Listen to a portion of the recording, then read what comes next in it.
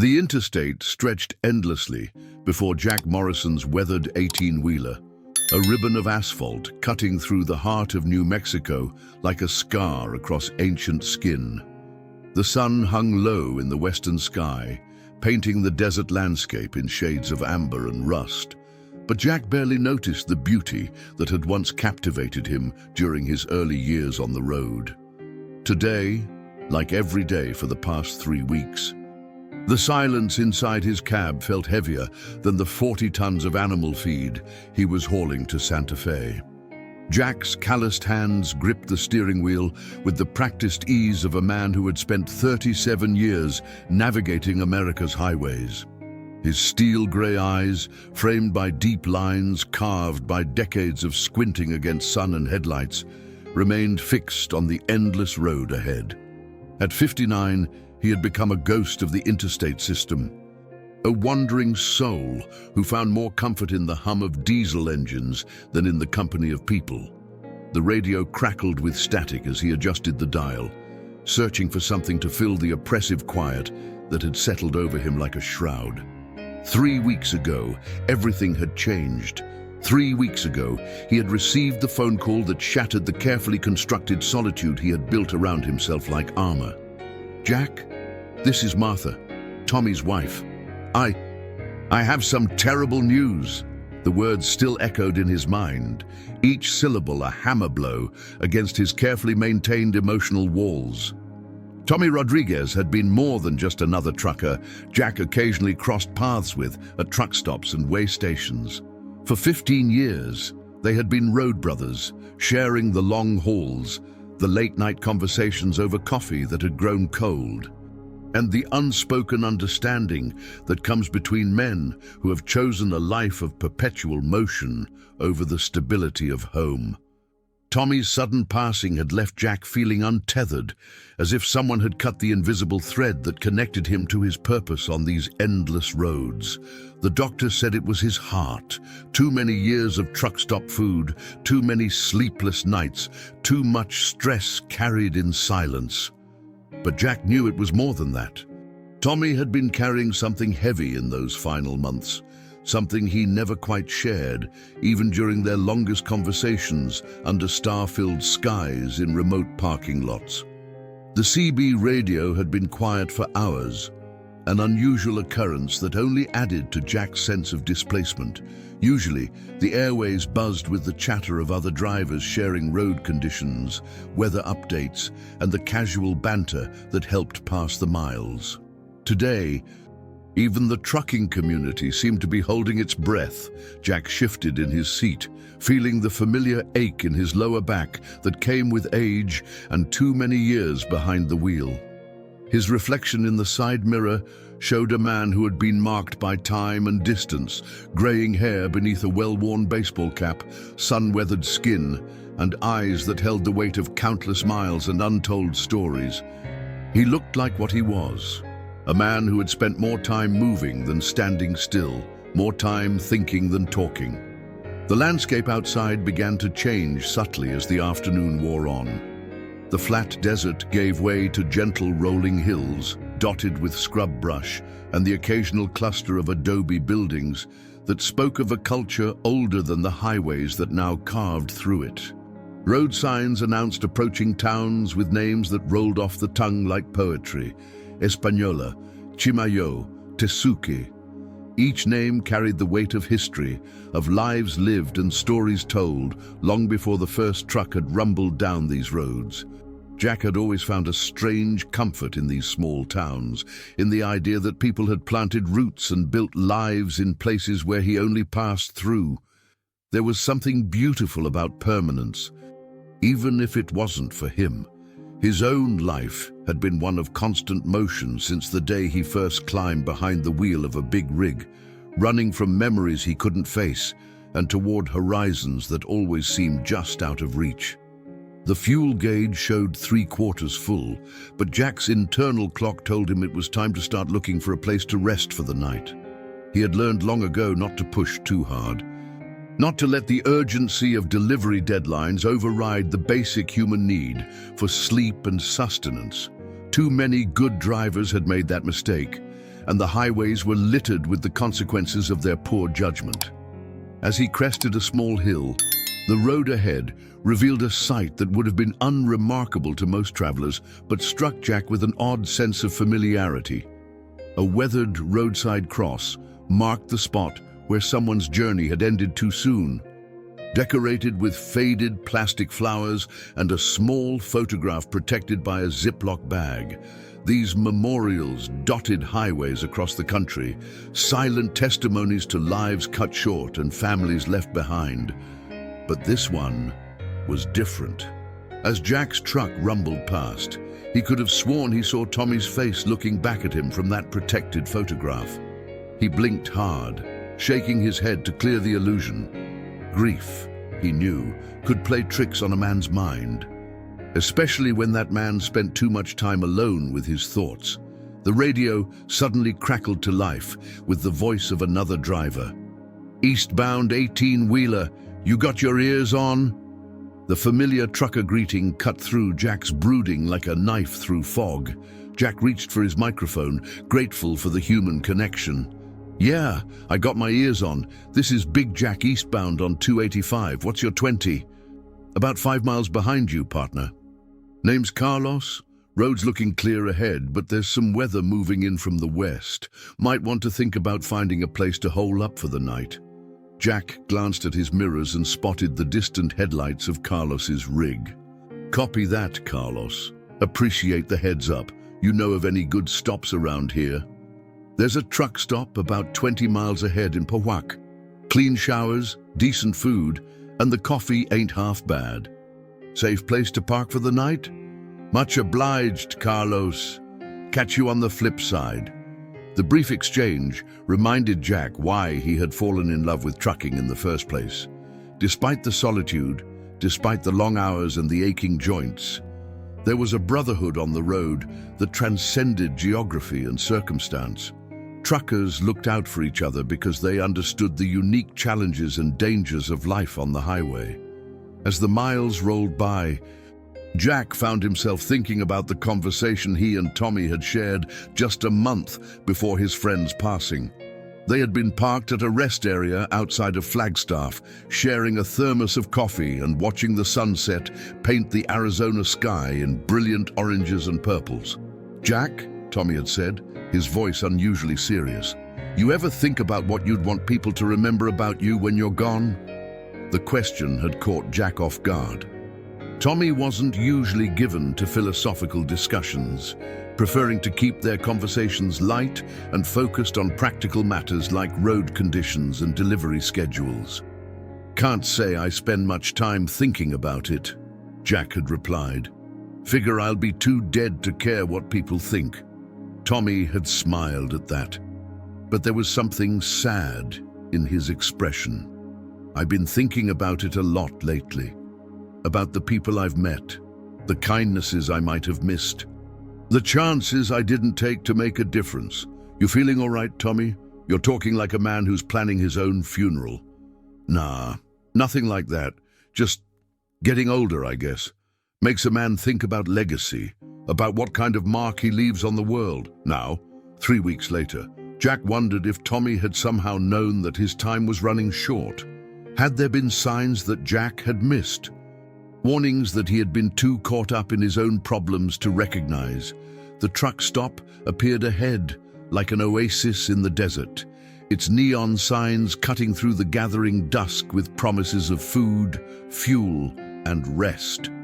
Jack guided his rig into the lot, finding a spot among the dozen other trucks already parked for the night. As he shut down the engine, the sudden silence felt both welcome and oppressive. Before getting out of the cab, Jack reached into the small compartment beside his seat and pulled out a worn leather wallet. Inside, tucked behind his driver's license, was a photograph of him and Tommy taken at a truck show in Kansas City 5 years earlier. Both men were grinning at the camera, their arms thrown around each other's shoulders like the brothers they had become over their years of shared highways. Jack stared at the photograph for a long moment, feeling the familiar tightness in his chest that came whenever he thought about his lost friend. Tommy had been the closest thing to family Jack had known since leaving home at 18 to escape memories too painful to bear. Now that connection was gone, severed as suddenly and completely as a snapped cable. As he climbed down from his cab, Jack made a silent promise to Tommy's memory. He would finish this run to Santa Fe, deliver his cargo safely, and then he would figure out what came next. The road ahead felt different now, uncertain in a way it never had before, but Jack had learned long ago that the only way through grief was straight ahead, 1 mile at a time. Chapter 2: An Unexpected Encounter. If this story interests you, don't forget to subscribe to our channel and give it a like.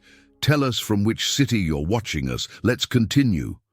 The morning sun crept over the horizon like a painter's brush, streaking the New Mexican sky with ribbons of gold and coral. Jack had slept fitfully in his cab, haunted by dreams of Tommy that felt more like visits than memories. In one particularly vivid dream, his old friend had been sitting in the passenger seat, pointing towards something on the road ahead and saying, "She's waiting for you, Jack. Don't pass her by." Jack shook off the lingering effects of the dream as he performed his pre-trip inspection, checking tire pressure, fluid levels, and securing his load of animal feed. The ritual of preparation had always grounded him, providing structure and purpose to days that might otherwise drift by without meaning. Today, however, each familiar task felt weighted with an anticipation he couldn't explain. The truck stop's diner buzzed with the morning energy of drivers preparing for another day on the road. Jack ordered his usual breakfast: black coffee, scrambled eggs, wheat toast, and hash browns, while scanning the faces around him. Truckers were natural storytellers, and the diner was filled with the comfortable hum of men and women sharing tales of the road, comparing routes, and discussing the ever-changing landscape of their profession. "You heading towards Santa Fe?" asked a grizzled driver at the next table, his weathered hands wrapped around a steaming mug of coffee. Jack nodded, swallowing a bite of toast. "Must making a delivery this afternoon. You know the area well." "Been running these roads for 23 years, the man replied, extending a calloused hand. "Name's Pete. That stretch between here and Santa Fe can be tricky this time of year. Desert heat plays tricks on your eyes, especially in the late afternoon. You see things that ain't there, or sometimes you miss things that are." There was something in Pete's tone that made Jack pay closer attention. "Now, what kind of things?"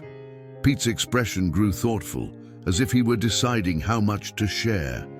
"Well, there's this stretch about 40 miles south of here, where folks say they see a woman walking along the roadside. Been reports of her for years. But whenever someone stops to help, she's gone. Local legend says she's looking for someone, but nobody knows who." Jack felt a strange chill despite the warm morning air. "You ever see her yourself?" "Once," Pete admitted, lowering his voice. "About 3 years ago, during a late afternoon run. There she was, clear as day, standing by mile marker on 27. Elderly lady with a couple of bags, looking lost as hell. I slowed down, but by the time I could pull over safely, she'd vanished. Never could explain it." The conversation stayed with Jack as he completed his breakfast and prepared to hit the road. As he climbed back into his cab, Tommy's voice from the dream echoed in his mind. "Don't pass her by."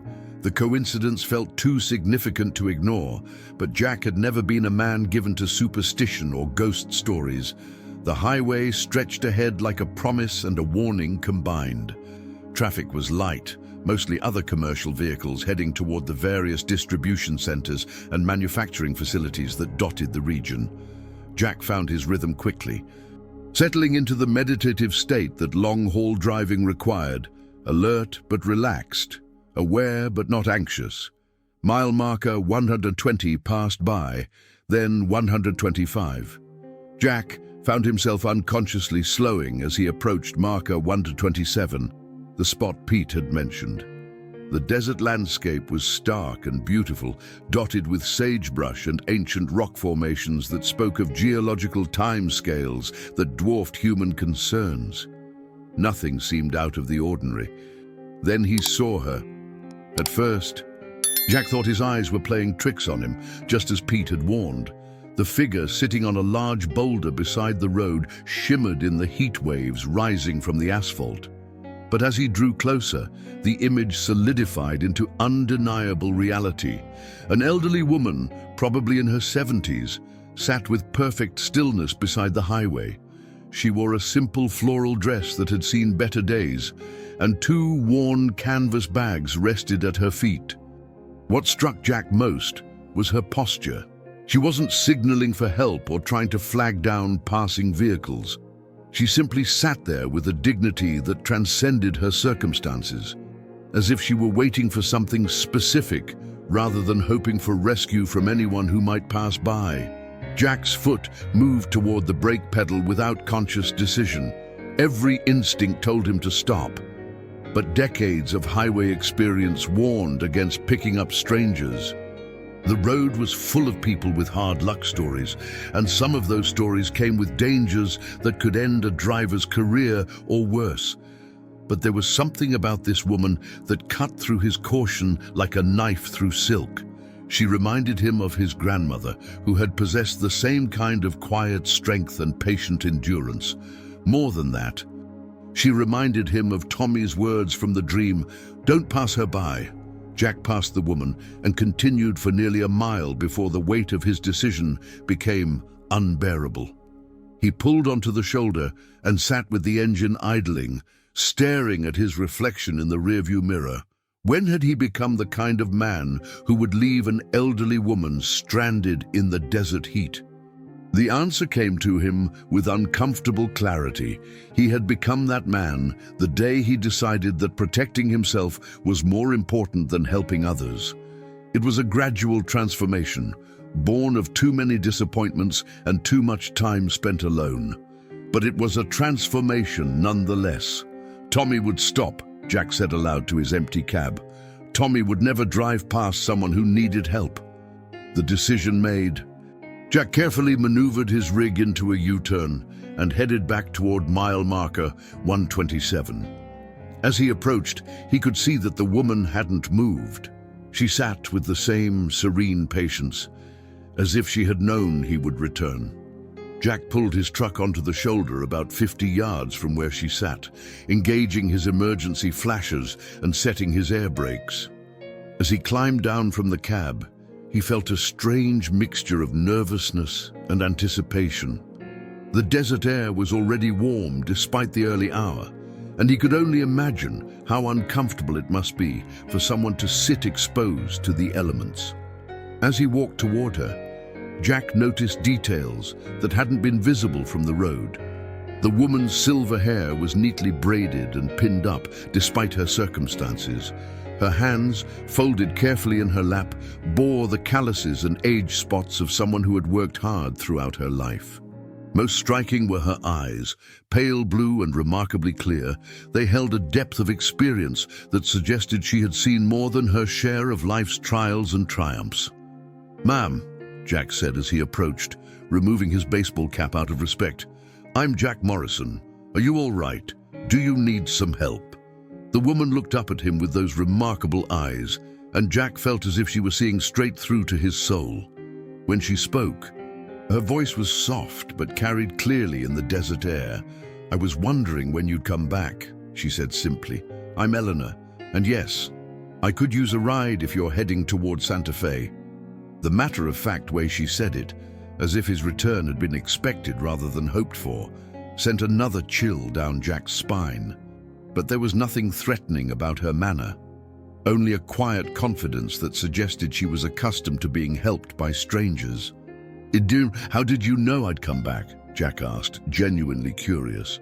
Eleanor smiled, and for a moment, the years seemed to fall away from her face. "Some people have kindness in their bones, even when they try to hide it. You have that look about you, like a man who's been hurt but hasn't forgotten how to care." Jack felt exposed by her observation, but not uncomfortable. There was something about Eleanor that invited honesty rather than defensiveness. "Well, I can't leave you sitting out here in this heat. Let me help you with those bags." As Jack reached for Eleanor's canvas bags, he was surprised by their weight. One in particular seemed unusually heavy for its size, and he thought he heard the faint clink of metal against metal from within. Eleanor noticed his surprise but offered no explanation, and Jack's natural politeness prevented him from asking direct questions. The walk back to his truck felt surreal, as if he were moving through a dream rather than across the familiar terrain of a desert highway. Eleanor moved slowly but steadily, accepting his offered arm with the grace of someone accustomed to both giving and receiving help. As they reached his truck, Jack realized he was about to break one of his most steadfast rules about life on the road. In 37 years of driving, he had never offered a ride to a complete stranger. But looking at Eleanor's weathered face and patient smile, he knew that some rules were meant to be broken. Chapter 3. Unspoken Connections. The cab of Jack's truck had never felt smaller than it did with Eleanor sitting in the passenger seat. Not because she was imposing or took up much space, quite the opposite. She sat with the compact grace of someone who had learned to make herself comfortable in small spaces, her hands folded neatly in her lap, her eyes taking in the passing landscape with quiet appreciation. What made the space feel cramped was the weight of unasked questions that hung between them like morning fog. Jack found himself stealing glances at his unexpected passenger, trying to reconcile the mystery of her roadside vigil with the perfectly ordinary elderly woman now sharing his journey. Eleanor seemed content with the silence, but Jack sensed there were depths to that contentment that he couldn't fathom. The highway rolled beneath them with its familiar rhythm, but nothing about this trip felt familiar anymore.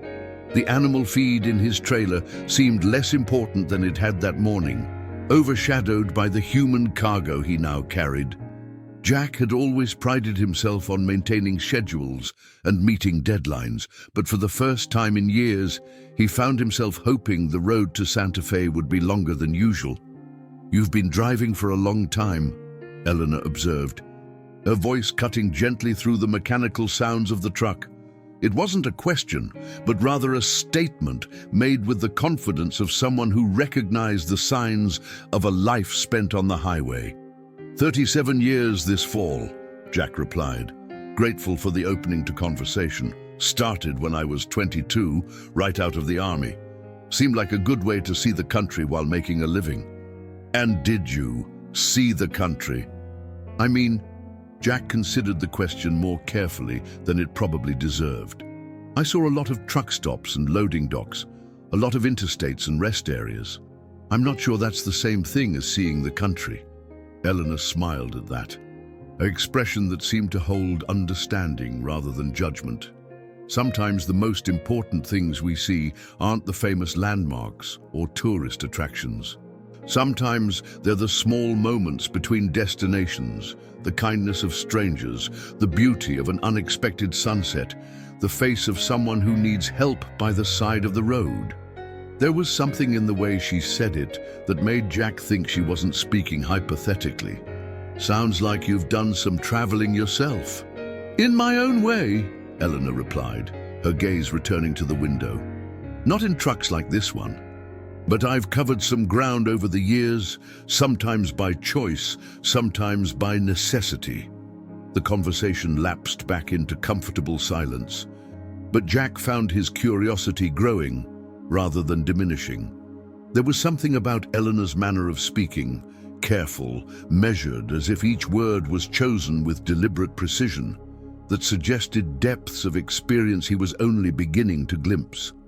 As they crested a small hill, the landscape opened up to reveal a vista of rolling desert punctuated by ancient mesas and distant mountain ranges.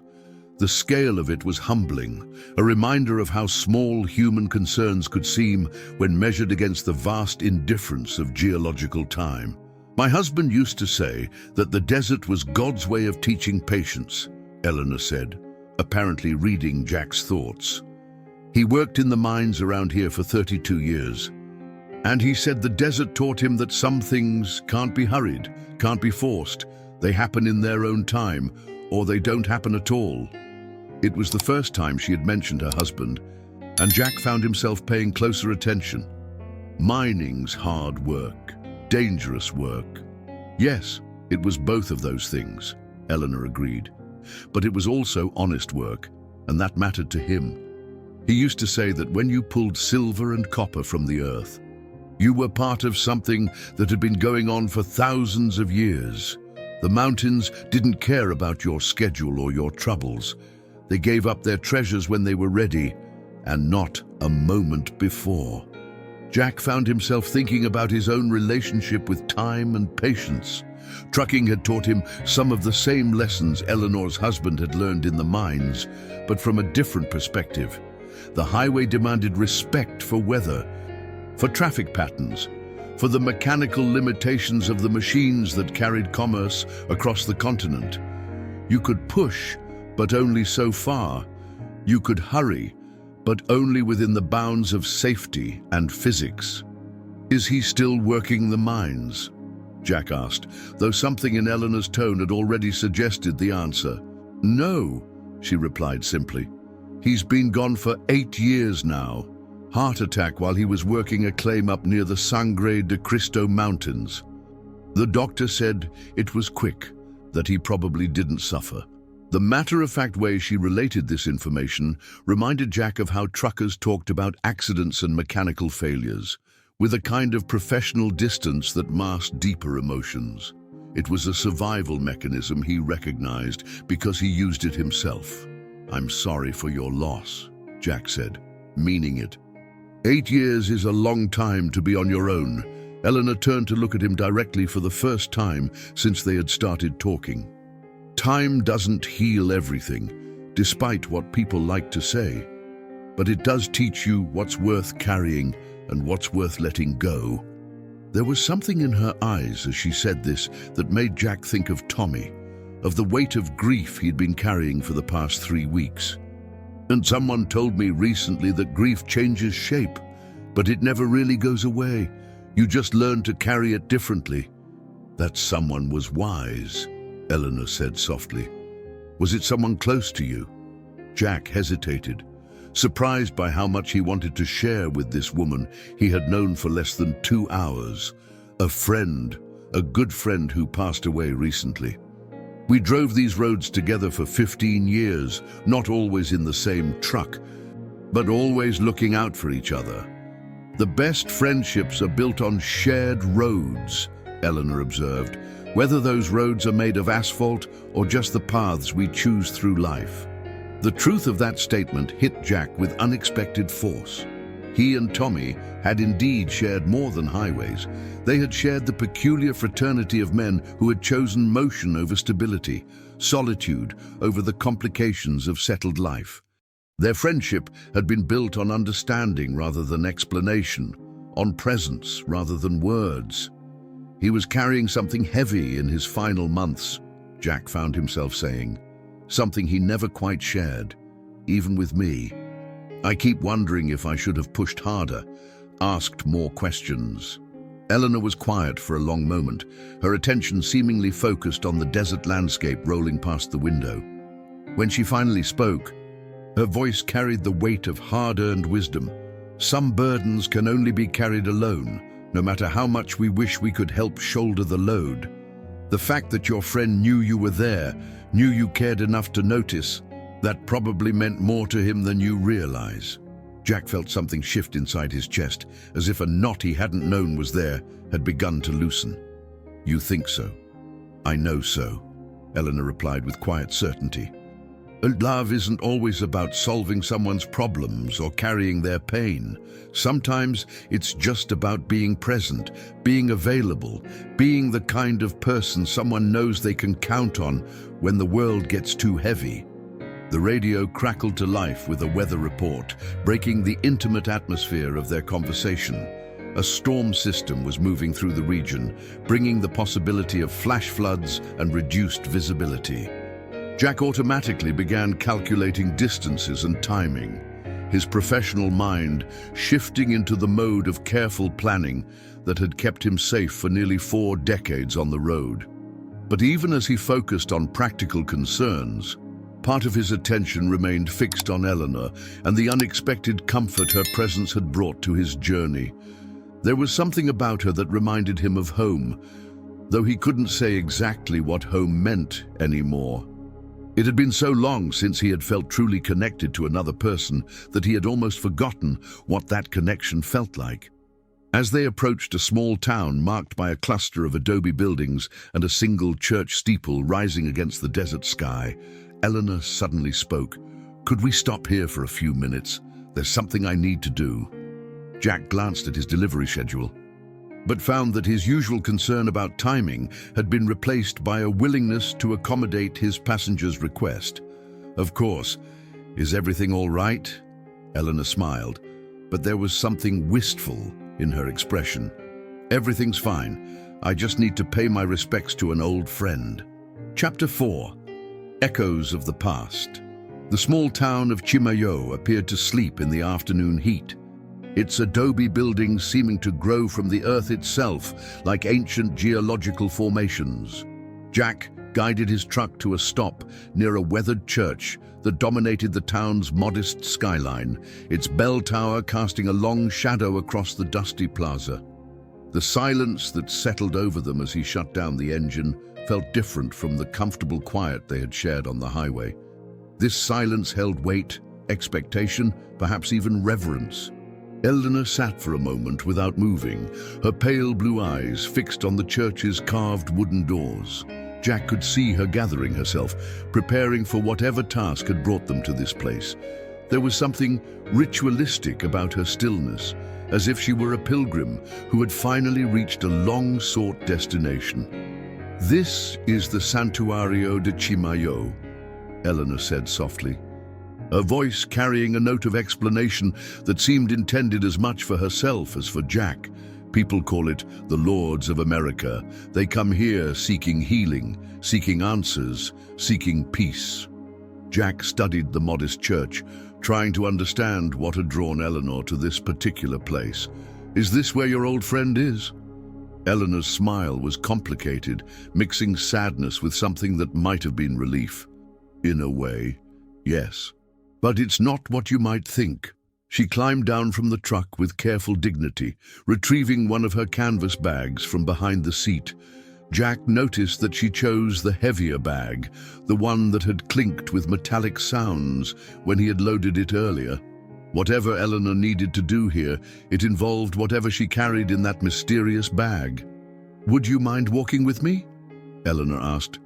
"I know this might seem strange, but I'd appreciate the company." Jack locked his truck and fell into step beside Eleanor as they approached the church. The plaza around the building was nearly empty, except for a few tourists taking photographs and an elderly man selling small wooden crosses from a blanket spread on the ground. The atmosphere was hushed, reverent, as if the very air held the accumulated prayers and hopes of countless pilgrims. Inside the church, the temperature dropped noticeably, and Jack's eyes needed a moment to adjust to the dim light filtering through stained glass windows. The interior was more elaborate than the simple exterior had suggested, with carved wooden saints standing in alcoves and hundreds of small milagros, tiny metal charms representing prayers for healing, covering portions of the walls. Eleanor moved with obvious familiarity toward a side chapel, her steps sure despite the dim lighting. Jack followed, feeling like an intruder in this sacred space, but unwilling to abandon his companion. The side chapel was smaller and more intimate than the main sanctuary, dominated by a simple wooden crucifix and walls covered with photographs, letters, and personal mementos left by visitors. It was there, among the dozens of photographs, that Jack saw something that stopped him cold. A familiar face smiled back at him from a faded color print tucked among the other offerings. Tommy Rodriguez, looking younger but unmistakably himself, standing beside a woman Jack didn't recognize. The woman in the photograph bore a striking resemblance to Eleanor, but younger, with dark hair instead of silver and fewer lines around her eyes. "My God," Jack whispered, moving closer to examine the photograph. "That's Tommy. That's my friend, Tommy." Eleanor had been kneeling at a small prayer rail, but she turned at the sound of Jack's voice. "You knew him," she said, "and it wasn't a question. I thought you might. The way you carry yourself, the kindness in your eyes despite the walls you've built, you reminded me of him from the moment I saw you." Jack's mind reeled as he tried to process this impossible coincidence. "You knew Tommy, but how?" "When..." Eleanor rose slowly from her kneeling position, her movements careful but purposeful. "Thomas Rodriguez was more than a friend to me, Jack. He was the love of my life, my husband for 37 years. The woman in that photograph, that was me, 40 years ago." The world seemed to tilt around Jack as the implications of Eleanor's revelation crashed over him like a wave.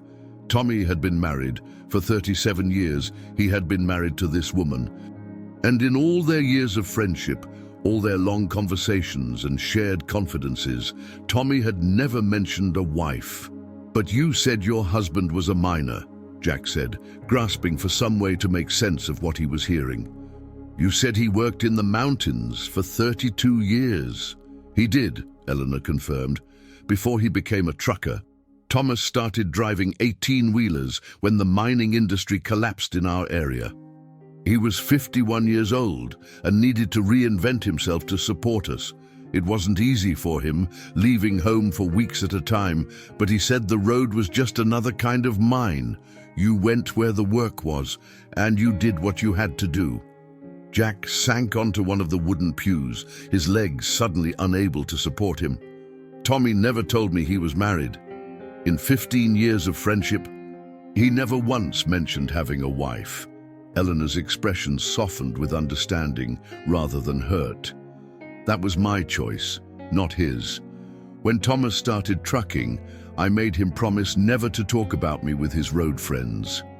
I was afraid that having a wife would make him seem weak somehow, less committed to the brotherhood of drivers he was trying to join." "But why?" Jack asked, genuinely bewildered. "Why would you want to remain a secret?" Eleanor settled onto the pew beside him, her movements careful and considered. "Because I knew how much the work meant to him, and I knew how important it was for him to be accepted by men like you. The trucking world was different then. Maybe it still is. I thought that talking about missing home, about worrying about a wife, would make the other drivers see him as soft, unreliable." Jack shook his head, feeling a deep ache for all the years of unnecessary secrecy. "Tommy was one of the strongest men I ever knew. Having a wife wouldn't have changed that. If anything, it would have made him more admirable." "I know that now," Eleanor said quietly. "But fear makes us do foolish things sometimes. Fear of judgment, fear of change, fear of losing what we have by trying to have more." The silence that fell between them was heavy with shared grief and mutual recognition. Jack found himself thinking about all the conversations he and Tommy had shared, looking for clues he might have missed, signs that his friend had been carrying the weight of this secret relationship. "The last few months," Jack said slowly, "Tommy seemed to be carrying something heavy. He was quieter than usual, more thoughtful. I thought maybe he was sick or having money troubles." Eleanor's eyes filled with tears that she didn't try to hide. "He was sick, Jack.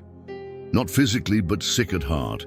We had been talking about him retiring, about us finally being able to live together like a normal married couple. But Thomas was afraid that after all these years of separation, we wouldn't know how to be together anymore." Jack felt a familiar tightness in his chest as he began to understand the burden his friend had been carrying. "He was afraid you wouldn't want him around full time. And I was afraid he would resent giving up the freedom of the road for the constraints of domestic life," Eleanor admitted. "We loved each other deeply, but we had built our marriage around absence, around the sweetness of reunion after separation. neither of us knew how to navigate the prospect of constant presence. The irony of it struck Jack with painful clarity.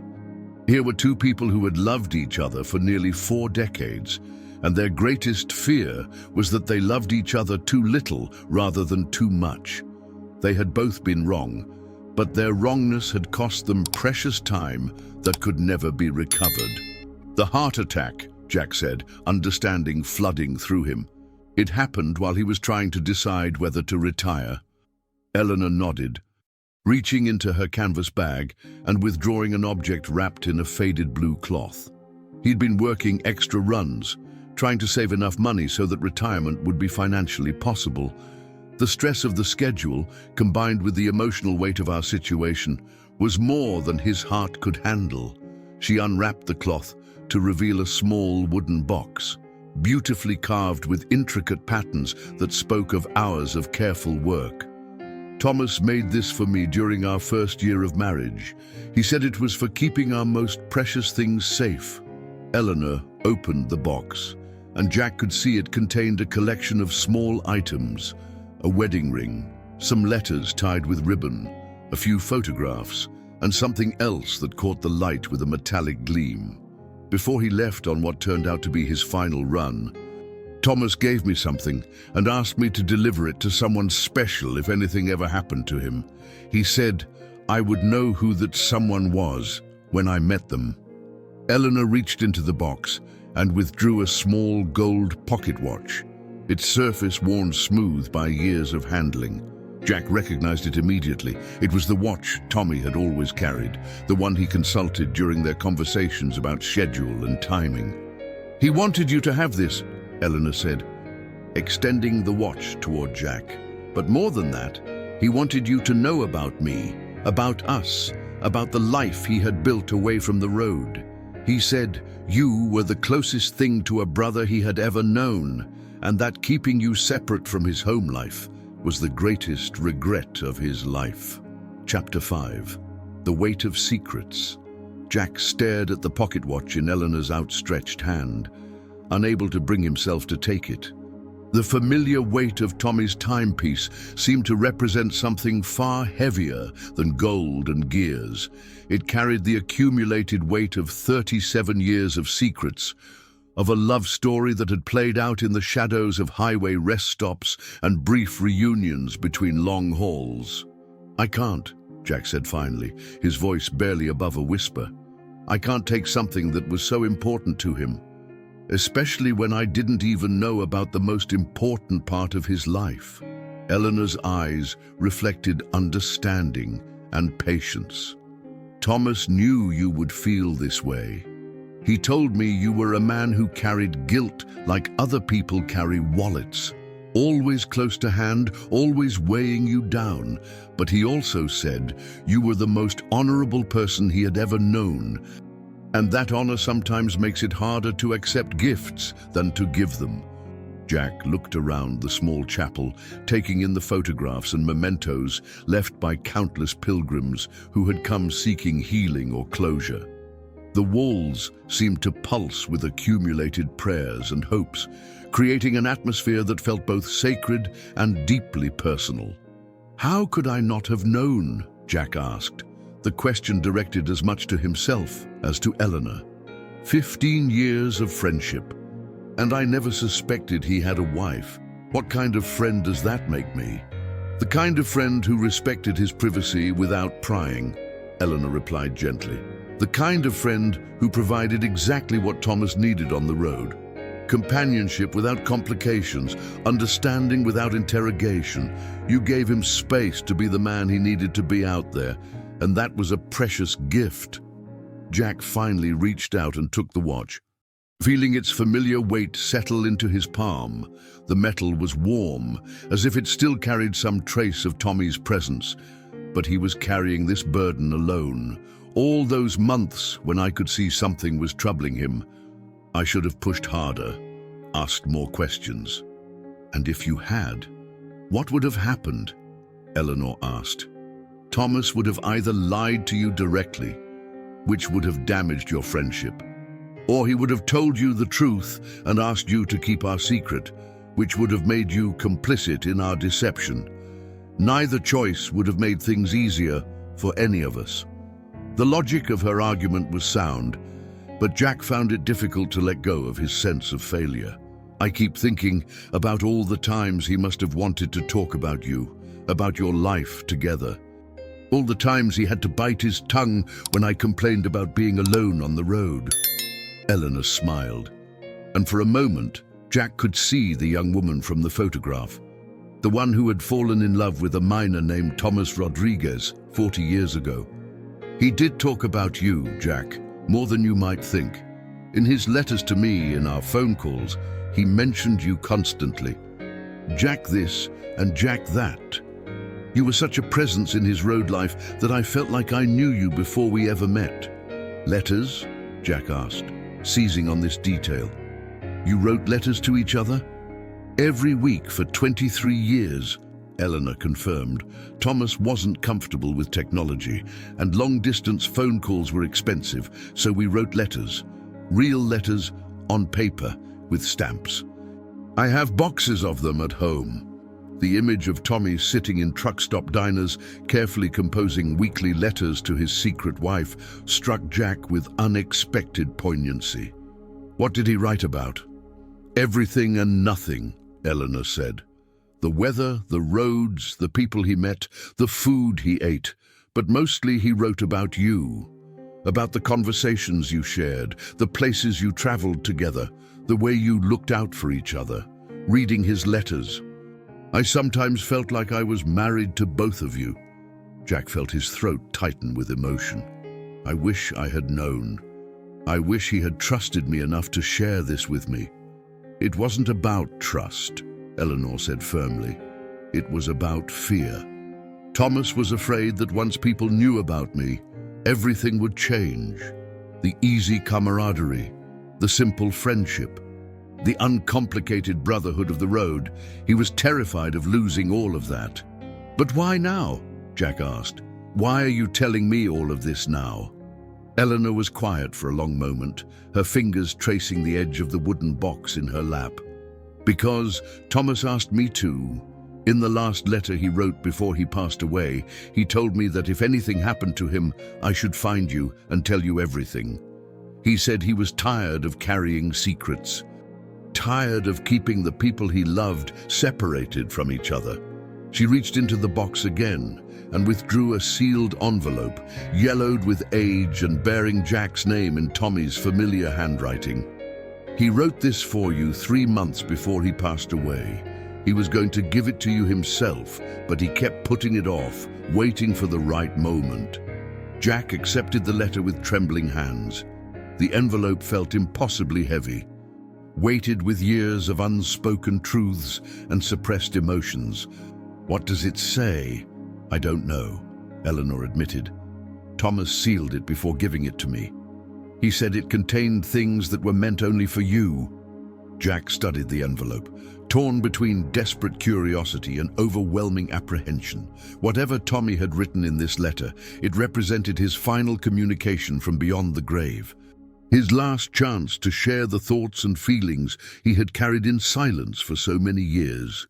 Would you mind if I read it alone? Jack asked. I think I need a few minutes to process all of this. Eleanor nodded with understanding. Of course. I'll wait outside in the plaza. Take all the time you need.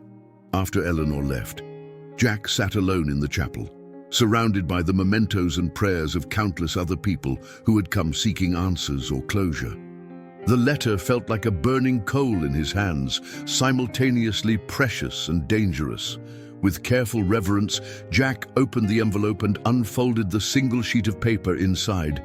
Tommy's handwriting, always precise despite the constant vibration of truck engines, filled the page with words that Jack began to read with growing amazement and sorrow. Dear Jack, if you're reading this, it means Eleanor found you and told you our story. I hope you're not too angry with me for keeping this secret for so many years. I know it must come as a shock, and I know you're probably wondering what else I might have hidden from you. The truth is, you knew everything about me that mattered. You knew my heart, my values, my dreams, and my fears. The only thing you didn't know was that I shared all of these things with a woman who loved me enough to let me live half my life on the road with friends like you. Eleanor is the best person I have ever known, Jack. She is kind and strong and patient in ways that I never managed to be. For 37 years, she supported my career by staying in the background, never complaining about the long separations, never asking me to choose between my marriage and my life on the road. But I want you to know that our friendship was never less important to me because of my marriage. If anything, having Eleanor's love at home made it possible for me to be a better friend to you on the road. Knowing I was loved and accepted completely by one person freed me to offer that same kind of acceptance to others. I regret not introducing you to each other while I was alive. I think you would have liked each other, and I think Eleanor could have used more friends who understood what it meant to love someone who belonged to the highway as much as to any one person. The watch I'm giving you belonged to my father and his father before him. It's not valuable in monetary terms, but it represents the idea that time is precious and should not be wasted on fear or hesitation. I wasted too much time keeping you and Eleanor apart because I was afraid of complications that probably would never have happened. Take care of her if you can, Jack. Not because she needs taking care of. Eleanor is perfectly capable of taking care of herself. But because taking care of the people we love is one of the few things that makes this life meaningful. Thank you for 15 years of friendship. Thank you for all the conversations, all the shared miles, all the times you looked out for me without being asked. You made my life on the road richer and safer and more fun than it had any right to be. Your brother in all but blood. Tommy Jack read the letter twice, then folded it carefully and returned it to the envelope. The chapel around him seemed to shimmer with emotion, as if the accumulated prayers of generations were welcoming his grief into their eternal chorus. For the first time since receiving the news of Tommy's passing 3 weeks ago, Jack allowed himself to cry. The tears came quietly at first, then with increasing intensity, carrying away some of the guilt and confusion that had been eating at him since his friend's sudden departure from the world. When he finally emerged from the chapel, Eleanor was sitting on a bench in the plaza, feeding breadcrumbs to a small flock of sparrows that had gathered around her feet. She looked up as he approached, her eyes asking questions she was too polite to voice. "He was a good man," Jack said simply, "and he was lucky to have you." Eleanor smiled, and Jack could see relief in her expression. "And I was lucky to have both of you, even if I only got to meet one of you in person." Chapter 6. The Final Revelation. The afternoon sun was beginning its descent toward the western mountains as Jack and Eleanor returned to his truck. The emotional weight of the chapel visit had left them both subdued, but there was a new understanding between them now, a connection forged from shared love for a man who had touched both their lives profoundly. As they settled back into the cab, Jack noticed that Eleanor seemed different somehow, lighter perhaps, as if the act of sharing her long-held secret had lifted a burden she had been carrying for years. The mysterious tension that had surrounded her when he first picked her up by the roadside had been replaced by something that looked remarkably like peace. "There's something else," Eleanor said as Jack started the engine. "Something I haven't told you yet." Jack felt his stomach tighten with apprehension. After the revelations of the past few hours, he wasn't sure he could handle any more surprises. "What is it?" Eleanor reached into her canvas bag and withdrew a second envelope, this one bearing her own name in Tommy's handwriting. "Thomas left me a letter too, but unlike yours, mine came with very specific instructions about when and how to read it." "Instructions?" "He told me not to open it until I had completed a particular task. A task that involved you, though I didn't understand that at the time." Eleanor's fingers traced the edge of the envelope with obvious reverence. "He said I would know when the right moment had come." Jack pulled back onto the highway. but his attention was divided between the road ahead and the woman beside him. "And you think that moment is now?" "I think it was the moment you decided to come back for me on the highway this morning," Eleanor replied. "Done everything that has happened since then, our conversation, the stop at the chapel, your reading of Thomas's letter, it all feels like pieces of a puzzle falling into place." As they drove, Eleanor carefully opened her envelope and unfolded the pages inside. Jack could see that this letter was longer than the one Tommy had written to him, filled with Tommy's careful handwriting from top to bottom of several sheets. Eleanor read in silence for several minutes, her expression shifting from curiosity to surprise to something that looked like wonder. Occasionally, she would glance at Jack, as if seeing him in a new light based on whatever Tommy had written. "Jack," she said finally, her voice thick with emotion, "I need to ask you something, and I need you to be completely honest with me. Of course, that first day you met Thomas, 15 years ago, do you remember where it was?" Jack thought back, trying to recall the details of a meeting that had seemed routine at the time but had grown in significance over the years. "It was at a truck stop outside of Flagstaff. I was having trouble with my rig, and Tommy offered to help me fix it." "Why?" Eleanor's eyes filled with tears, but she was smiling at the same time. "What kind of trouble were you having?" "Brake problems," Jack replied automatically, then paused as a memory surfaced that he hadn't thought about in years. "Actually, that's not quite right. I thought I was having brake problems, but it turned out to be something else entirely. The brakes were fine. I had been so distracted by personal problems that I had misdiagnosed a completely different mechanical issue." "What kind of personal problems?" Jack felt uncomfortable discussing this ancient history, but something in Eleanor's tone suggested it was important. "I had just lost my father, cancer. I was driving back from his funeral, actually, and I wasn't thinking clearly. I was making mistakes I never would have made under normal circumstances." Eleanor nodded, as if this confirmed something she had expected to hear. "And Thomas helped you figure out what was really wrong?" "He did more than that," Jack admitted. "And he spent 3 hours with me in that truck stop parking lot, not just fixing my rig, but talking me through the grief. He told me about losing his own father years earlier, about how the road had helped him process that loss. He probably saved my life that day. I was in no condition to be driving a truck." "Jack," Eleanor said softly, "I need to tell you something that Thomas wrote in this letter. Something that might change how you think about your friendship with him." Jack felt a familiar knot of anxiety forming in his stomach. "What is it?" Eleanor looked down at the letter in her hands, gathering her courage before speaking. "Thomas didn't just happen to be at that truck stop the day you met. He was there looking for you. Looking for me. But how could he have known I would be there?" "I didn't even know I would be there until my truck started having problems. Because someone asked him to look out for you," Eleanor replied. "Someone who was worried about you making that drive alone in your state of grief." Jack felt the world shift around him as the implications of Eleanor's words began to sink in.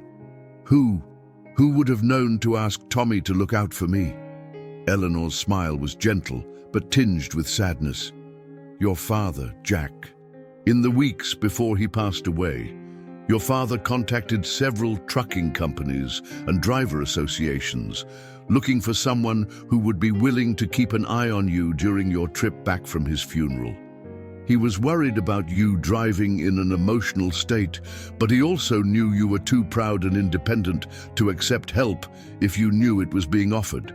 Jack pulled his truck onto the shoulder of the highway, his hands shaking too badly to maintain safe control of the vehicle.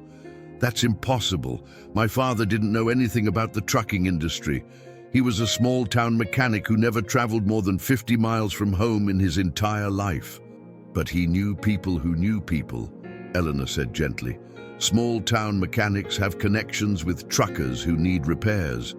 Your father reached out through those connections." asking if anyone would be willing to help his son without the son knowing he was being helped. Jack sat in stunned silence, trying to process this revelation.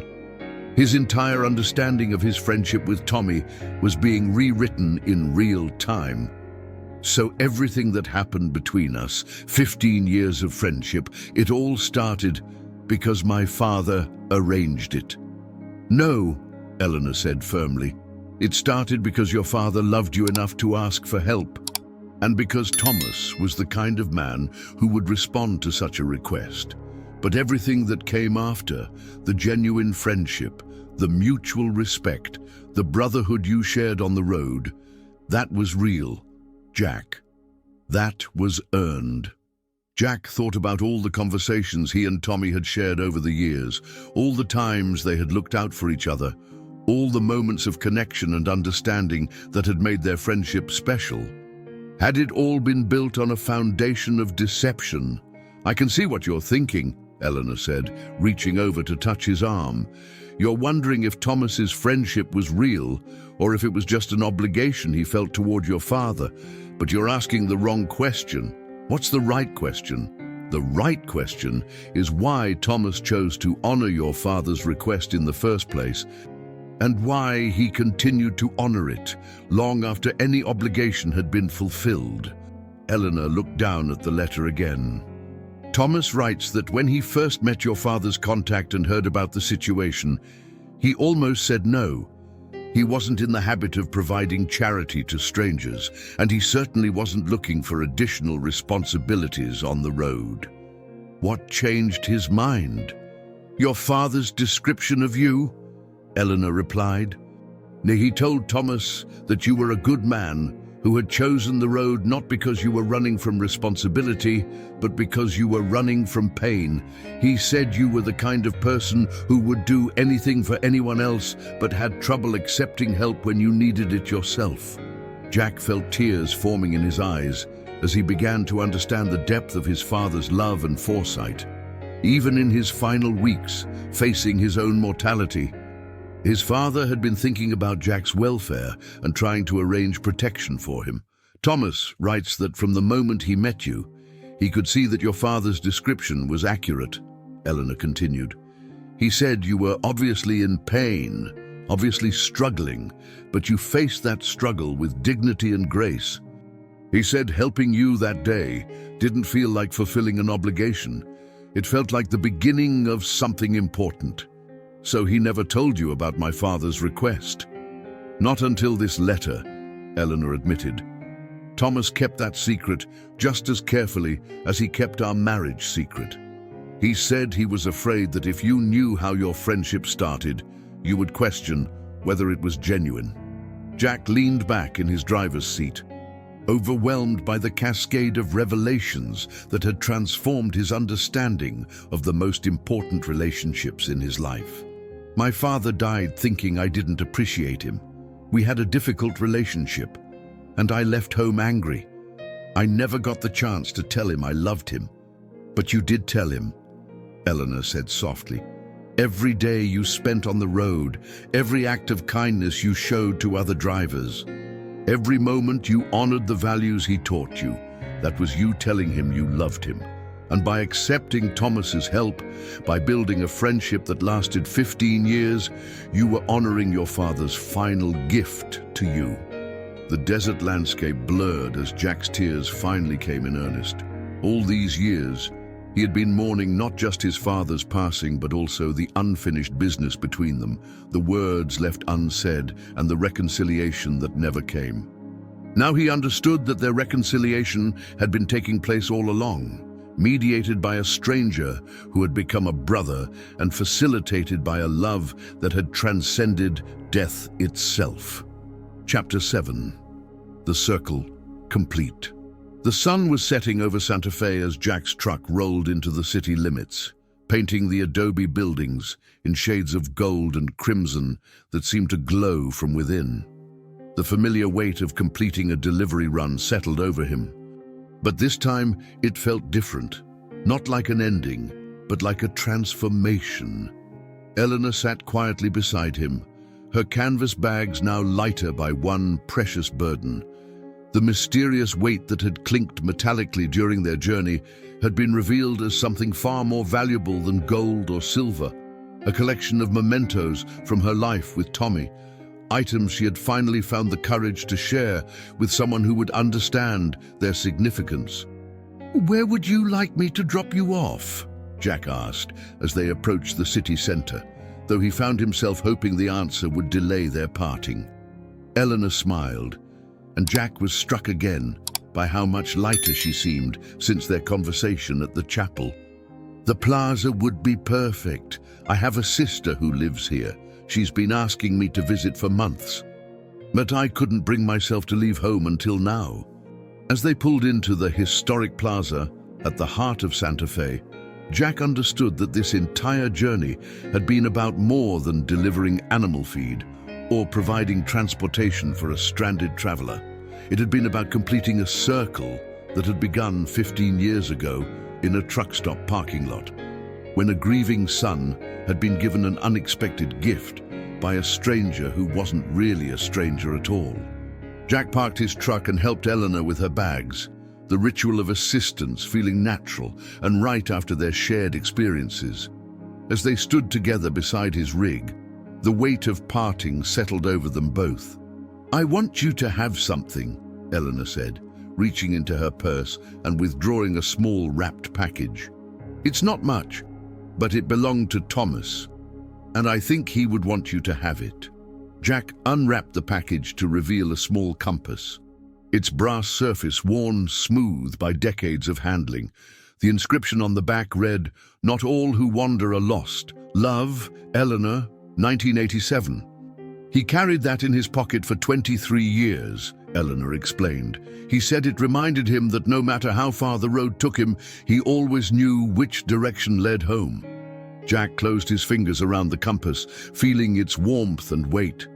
"Eleanor, I need you to know something. These past few hours, learning about you and Tommy, understanding the connections I never knew existed, it's changed everything for me. I don't know what comes next, but I know I can't go back to the way things were." Eleanor's eyes sparkled with understanding. "Thomas wrote something else in his letter to me. He said that someday you would reach a crossroads where you'd have to choose between keeping moving and finding a place to belong. He hoped that when that time came, you'd have someone to help you choose wisely. What do you think he would want me to choose?" "I think he'd want you to choose whatever would make you happy," Eleanor replied. "But I also think he'd want you to know that belonging doesn't always mean stopping. Sometimes it means finding the right people to travel with." As if summoned by her words, an elderly woman approached them from across the plaza. She bore a strong resemblance to Eleanor, with the same silver hair and gentle eyes. But where Eleanor carried the quiet strength of someone who had lived much of her life in solitude, this woman radiated the warm confidence of someone surrounded by family and community.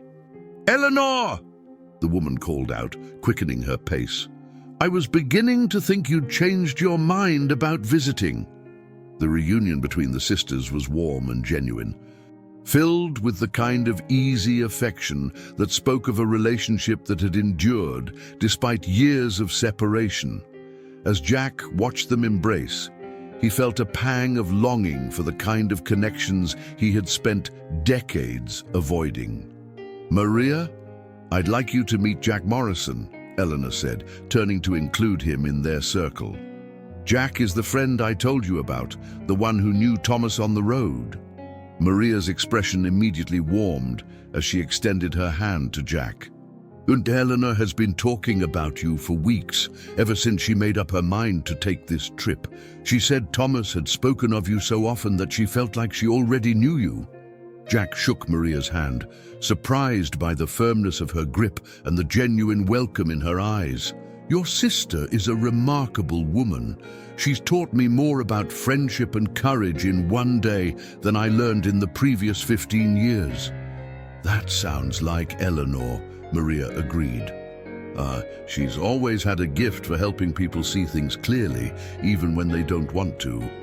As the conversation continued, Jack found himself reluctant to leave. There was something about being in the presence of these two women, something about the easy warmth of their interaction that made him realize how much he had been missing by keeping himself isolated on the highway. "Jack," Eleanor said, as if reading his thoughts, "Maria runs a small cafe here in Santa Fe. She's always looking for people with interesting stories to share with her customers. Perhaps you could stop by sometime when you're passing through." The invitation was casual, but Jack could see the deeper meaning behind it. Eleanor was offering him something Tommy had never been able to provide, a connection to the world beyond the highway, a place where he could be known and welcomed for who he truly was. "I'd like that," Jack said, meaning it more than he had meant anything in years. "I'd like that very much." As the evening deepened and the plaza filled with the sounds of families enjoying the warm night air, Jack realized that his understanding of home had fundamentally shifted. Home wasn't necessarily a place you stayed. It could also be a place you returned to, a circle of people who knew your story and welcomed you back regardless of how long you'd been away. The delivery of animal feed could wait until morning. For tonight, Jack accepted Maria's invitation to dinner and Eleanor's suggestion that he park his truck behind the cafe where it would be safe until he was ready to continue his journey. Over a meal of green chili stew and fresh tortillas, Jack found himself telling stories he had never shared with anyone. Tales of the road that were funny and sad and beautiful in equal measure. Eleanor and Maria listened with the kind of attention that made him feel like his experiences mattered, like his years of wandering had been more than just an elaborate form of escape. "You know," Eleanor said as they sat on Maria's porch, watching the stars emerge over the desert, "Thomas used to say that the best stories were the ones that connected people across time and distance. He said every mile of highway carried thousands of stories, and that the lucky drivers were the ones who got to be part of more than one story." Jack thought about the story that had brought him to this moment, a tale that spanned generations and connected a dying father's love to a trucker's friendship to a widow's courage.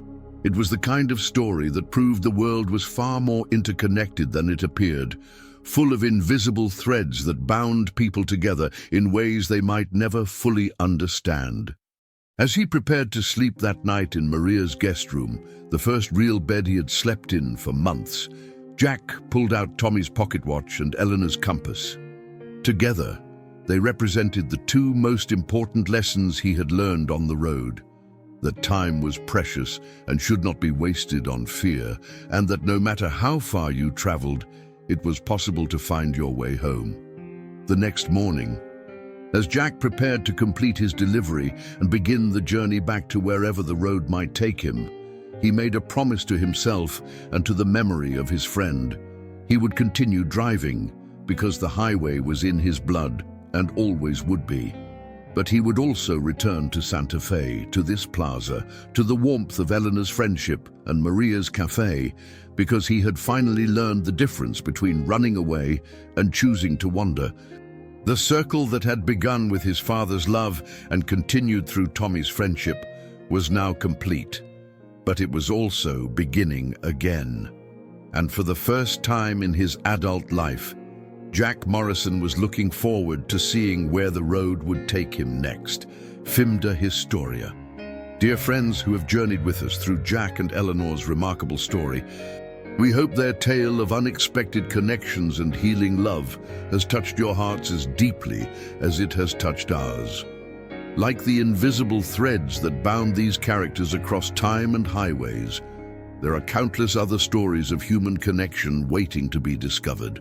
Just as Jack learned that the most meaningful journeys are those that lead us back to the people who matter most, we invite you to become part of our storytelling family. If this story moved you, please subscribe to our channel and give us a thumbs up.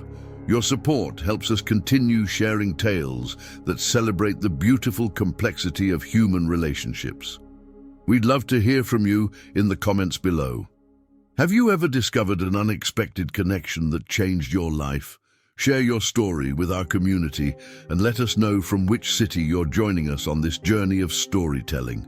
Every day, we bring you new stories that explore the crossroads where lives intersect, where strangers become family, and where the road always leads home to the heart. Don't miss our upcoming tales. Hit that notification bell and join us as we continue exploring the extraordinary stories hidden in ordinary moments.